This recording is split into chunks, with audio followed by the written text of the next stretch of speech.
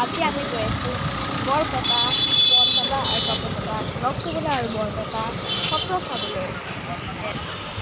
বৰপেটা গৈ থকা ৰোডটোতে এটা শিৱ মন্দিৰ পোৱা যায়। এই শিৱ মন্দিৰৰ নাম হৈছে নাৰিকলী শিৱ মন্দিৰ। এয়া আমি যাওঁতে ৰখি অলপ সেৱা কৰি গ'লোঁ। সেৱা কৰি গ'লে ক'ৰবালৈ গ'লে সেৱা কৰি গ'লে মনটো বহুতেই ভাল লাগে। এয়া আমি সেৱা জনাই গ'লোঁ। মন্দিৰভাগ বহুতেই ডাঙৰ হয়। ইয়াত বিভিন্ন মানুহ আছে। এয়া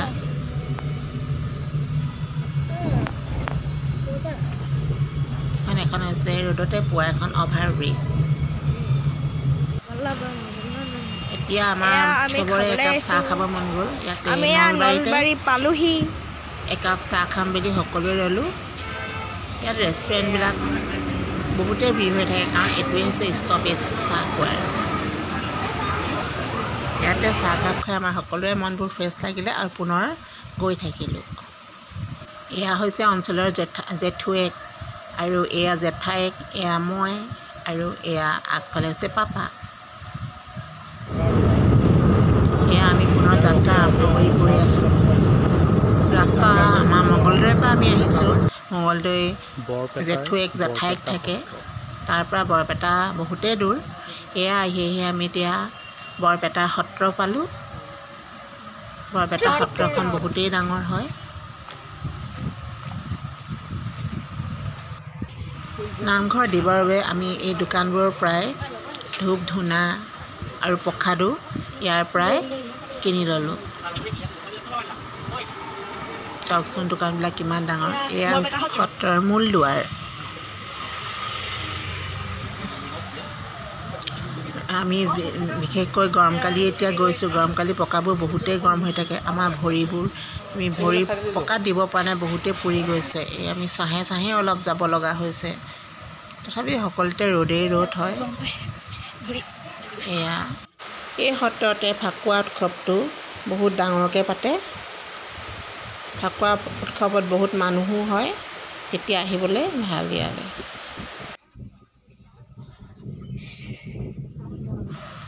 নামঘৰটোত আমি ধূপ জ্বলাবলৈ বুলি আমি সকলোৱে আগবাঢ়ি গৈ আছোঁ। এয়া বাহিৰততো বহুতেই ৰ'দ। আমাৰ পূৰা গা ভৰি সকলোবিলাক পুৰি গৈছিলে। আমি যিহেতু দুপৰীয়াই সোমোৱা নিচিনা হ'ল। এয়া হৈছে মহাপুৰুষ মাধৱদেৱৰ ভৰি ধোৱা স্থান। ইয়াতে সকলোৱে প্ৰাৰ্থনা জনালে আৰু এয়া আমি চাকি জ্বলাম বুলি আগবাঢ়িলোঁ। ইয়াতে ভকতকেইজনে ক'লে যে মহিলাৰ ভিতৰত প্ৰৱেশ নিষেধ আৰু পুৰুষেও ইয়াত ধুতি পিন্ধিয়ে প্ৰৱেশ কৰিব লাগিব। আমাৰ এজনেও ধুতি নিয়া নাছিলে, সেইবাবে আমাৰ অঞ্চলকে আমি ভিতৰলৈ পঠালোঁ নামঘৰ ভিতৰ ভাগ চাবলৈ। এয়া চাকি জ্বলি আছে।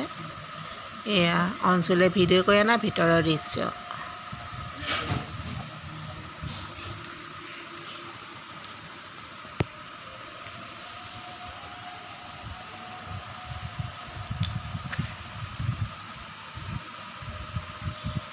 ইয়াতে পুৰণি বস্তু মহাপুৰুষ মাধৱদেৱে ব্যৱহাৰ কৰা পুৰণি বস্তুবিলাক পিতলৰ টৌ, তামৰ টৌ, এনেকুৱা বস্তুবিলাক বহুতেই সংৰক্ষণ ইয়াত কৰি থৈছে। যিহেতু এইবোৰ বহুত পুৰণিদিনীয়া নামঘৰ।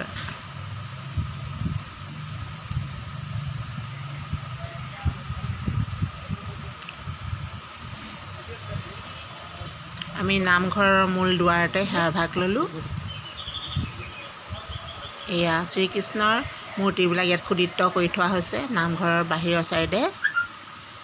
আৰু এই খুঁটাবিলাক হৈছে বোলে তুলসী খুঁটা, তুলসী গছৰ খুঁটা। আৰু অন্য হাতে আছে মহাপুৰুষ মাধৱদেৱৰ অধ্যয়ন কৰা ঠাই।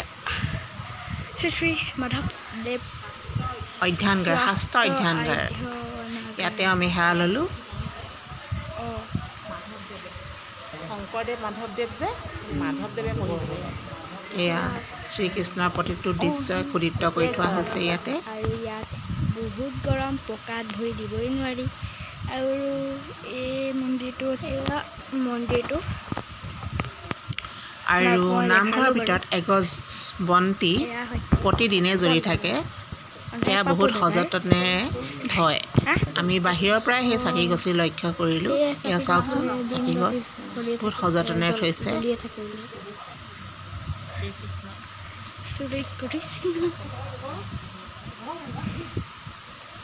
এয়া পাছফালে এটা পুখুৰী আছে। পুখুৰীত এয়া শ্ৰীকৃষ্ণৰ দৃশ্য দিছে। তাতে এখন দলঙো বনাই আছে। পিছলৈ হয়তো সেইডোখৰত ভাল হ'ব, বহুতো বনোৱাৰ কাৰ্য চলি আছে। এবাৰ আহিলোঁ আমি পাটবাউসী শ্ৰী শ্ৰী শংকৰদেৱৰ সত্ৰ। ইয়াত এটা মিউজিয়াম আছে। শংকৰদেৱে ব্যৱহাৰ কৰা প্ৰতিটো বস্তু ইয়াতে সংৰক্ষণ কৰি থৈ দিছে।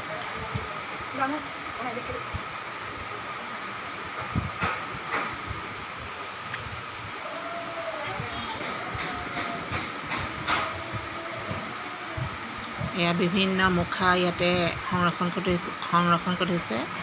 ৰংগমঞ্চৰ কাৰণে ব্যৱহাৰ কৰে এই মুখাবিলাক।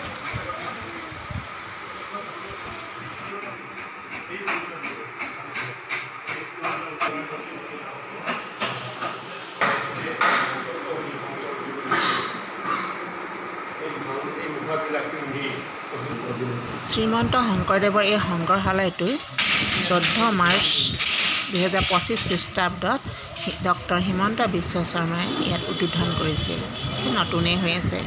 সকলোবিলাক চাই মেলি আমি হোটেলতে সকলোৱে মিলি এসাঁজ ভাত গ্ৰহণ কৰিলোঁ। তাৰপিছত আমাৰ অঞ্চলৰ ককাইকেইটা বিশেষকৈ বৰপেটা মেডিকেলত পঢ়ি আছে। সেইবাবে বৰপেটা মেডিকেললৈ আমি যাত্ৰা আৰম্ভ কৰিলোঁ। ইয়াতে দুইজন ককাই ভাইয়ে ইয়াতে পঢ়ি আছে। এজনে PG লাষ্ট ইয়েৰ আৰু এজন MBBSৰ লাষ্ট ইয়েৰ। এয়া হৈছে মোৰ পাপু দাদা আৰু পল দাদা। দিনাখন গধূলি আমি পুনৰ ঘৰলৈ বুলি ৰাওনা হ'লোঁ। এয়া হৈছে কলীয়াভোমোৰা দলঙৰ অলপ দৃশ্য ইয়াতেই ৰাখি থ'লোঁ।